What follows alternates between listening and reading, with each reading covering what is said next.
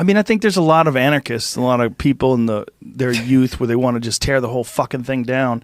You know, I was having a conversation with my wife about this. Really interesting. Just the other day, we were out at dinner, and she was like, when she was young, she had a rough childhood, and she was hoping that society would fall apart because her life was a mess, and other people's lives were great. And she had this thing in her head, like she hoped society crumbled, right? Because then everything would be fucked all over the world. No one would be okay because her life wasn't okay. And I'm like, that's really interesting. Yeah, really interesting because her insight, the way she was talking about it, was like, because she was remembering that very specifically when she was young, you know, chaotic. That's why that Tarantino movie's so like funny to me. I loved it. I don't think they ever say hippie without saying fucking. Everybody goes, fucking hippies. Well, there's always been people like that, right? There's always been people who want to take the whole fucking thing down, you know? I want to know when you can buy that movie and own it. Like what else? Because back in the day, you just buy like the DVD. Because that is like you're going on tour. That's going to be a Goodfellas movie for me, where I'm going to watch that thing 5,000 times in my life and always see something new in it. And then it becomes like the second time I saw it, I realized how great the actor playing. I'm trying to talk all this surface. Yeah, don't give any spoiler alerts.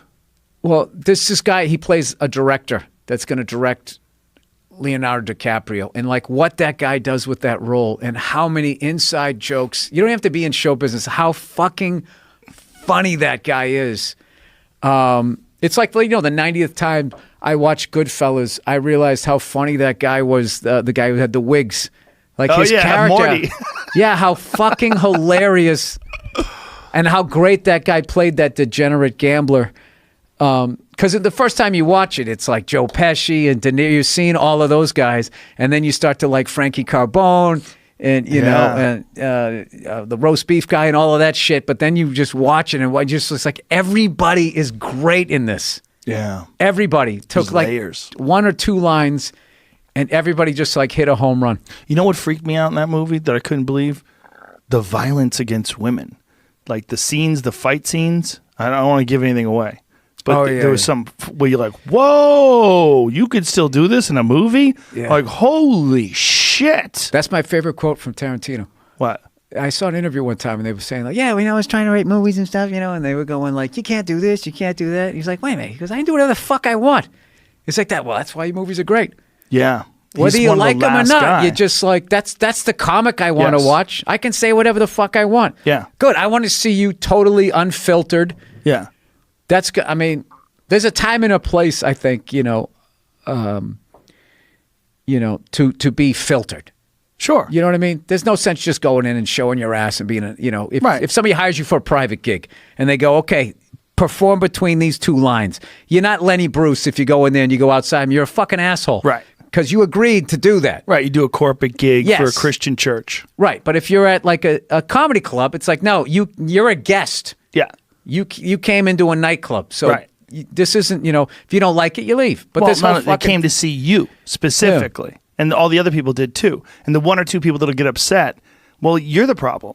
The other people are there to see this kind of shit. It's incredibly so rare to see. Selfish. It'd be like if I went to a restaurant and I didn't like the meal, and then the chef owed me an apology and had to change his menu. And you didn't want anybody else to eat. Stop eating. I hate this food. And if you go in there and eat off of that menu, then you're part of the fucking problem. And I'm going to try to take you down too. Yeah. Because you didn't have a problem with this fucking chicken and dumplings, whatever the fuck he's making. Yeah. Strange time. Strange. Best name special, I feel. Yeah. Well, I didn't know what else to call it. It's just, that's all I could think of. Yeah, I like it because it's not, you're not punching them in the, you just say it's strange. It's a weird time. Yeah. Paper tiger. Yep. How long do you think you're going to wait until you do another one? Do you have an idea in your head? Are you going to try to do 2 years? What are you trying to do? No, do you have a set schedule? I never think that. No, because that takes the enjoyment out of it. It's like more like, I had a bit that I was doing the first time I told the story in my new hour, two women like yelled out simultaneously, and they yelled the same thing, which means they whispered to each other, let's yell this in 3, 2, 1. And I got, oh, go fuck yourself. I got into that with them. And then they went upstairs and I'm like, it's a comedy club. I know they're still there.